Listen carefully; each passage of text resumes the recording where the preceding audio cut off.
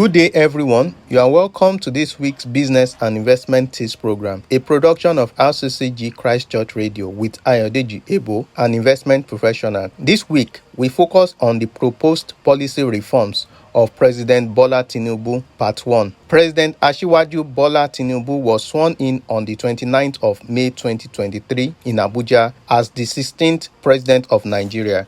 During his inaugural speech, the president highlighted some of the major policy reforms his administration will embark upon. Hence, we will review some of the policy reforms highlighted in the speech and their potential implications. This week, we will focus on the implication of petrol subsidy removal and suggested solution to reduce the impact on Nigerians. Removal of fuel subsidy. Fuel subsidies in Nigeria have existed for over 45 years following the enactment of the Price Control Act of 1977.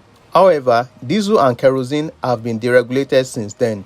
Deregulation is the removal or reduction of government regulations in a specific industry to promote economic activities, competition, and free markets. Following the announcement of the president at his inauguration that subsidy is gone, the NNPC and petrol marketers have adjusted fuel prices to reflect its removal. The price of petrol has increased by an average of 112.6% from 254 naira 6 kobo. Average price based on National Bureau of Statistics April 2023 fuel report to an average of 540 across the country. Some of the implications of the petrol subsidy removal are: A. Free up resources for the government. The NNPC has been deducting the fuel subsidy payment called under recovery from the source before remitting to the federal account, FAC. For some months in the past 2 years, the NNPC has made zero remittances to the federal account, which has led to less revenue for the three tiers of government. This increased government borrowing to meet its obligation.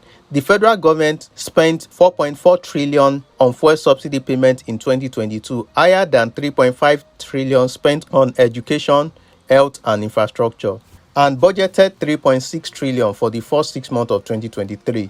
Removing fuel subsidies will free up resources for other critical sectors, benefiting more Nigerians.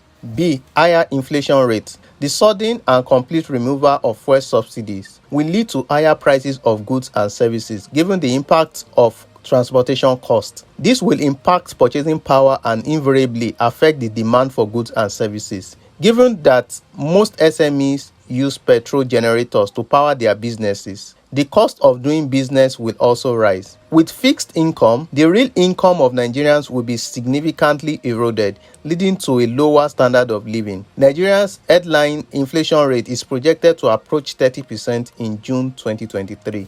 C. Reduction in fuel consumption and smuggling. The NNPC in June 2022 estimated that Nigeria consumes over 103 million litres of petrol per day, of which 58 million litres, which is about 56%, are smuggled from Nigeria to neighboring countries. This means Nigeria has been subsidizing the consumption of fuel in these countries. The removal of the petrol subsidy will eliminate smuggling, as the prices will no longer be competitive compared to importing directly to these countries, thereby reducing consumption. Additionally, the usage by individuals and businesses will decrease due to the higher prices, reducing fuel consumption in the country. D. Higher investment in the oil and gas sector. The complete deregulation of fuel prices will lead to higher private sector participation. We expect to see more independent importers play in this space, as the NNPC has been the sole importer of fuel in the past few years due to FX illiquidity. This will guarantee availability as seen in the diesel supply. This will also lead to the setup of more refineries, thereby creating job opportunities. We expect to see improved profitability in the businesses of quoted oil and gas companies on the Nigerian exchange. E. Higher FX remittances to the CBN. As stated by the CBN governor last year, the NNPC has not remitted FX to the CBN, which has led to the rationing of the FX. With the stoppage of the petrol subsidy, the NNPC monthly FX remittances will improve, providing additional sources of FX to the CBN. Suggested measures to reduce impact on Nigerians. 1. Review of minimum wage. The federal and state governments should review the minimum wages for workers to reduce the impact and limit resistance from labor unions. An overhaul of the workers on payroll can be done to reduce ghost workers and minimize the impact on government revenue. 2. Tax adjustments. The federal government can raise the threshold for tax exemptions for businesses to free up revenue for them. Also, the threshold for personal income tax can be raised from the current 30,000 naira monthly to provide extra cash for the populace. 3.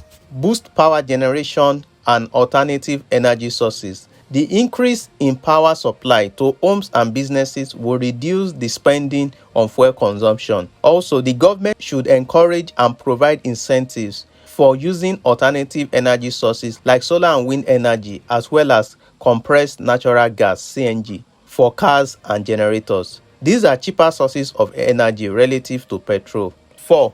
Set up petrol subsidy savings fund. To provide transparency and accountability, the federal government can set up a petrol subsidy savings fund where the implied savings from fuel subsidies can be channeled into critical infrastructure, easing business in Nigeria. Next week, we shall discuss the implications of the proposed unification of the exchange rates, multiple taxation, and reduction in interest rates. Thank you for listening. Please join us same time next week for another exciting and insightful session. For questions, comments, and feedback, kindly forward to ebo.ayodeji@gmail.com or send an SMS to 070-8246-3747. Stay blessed.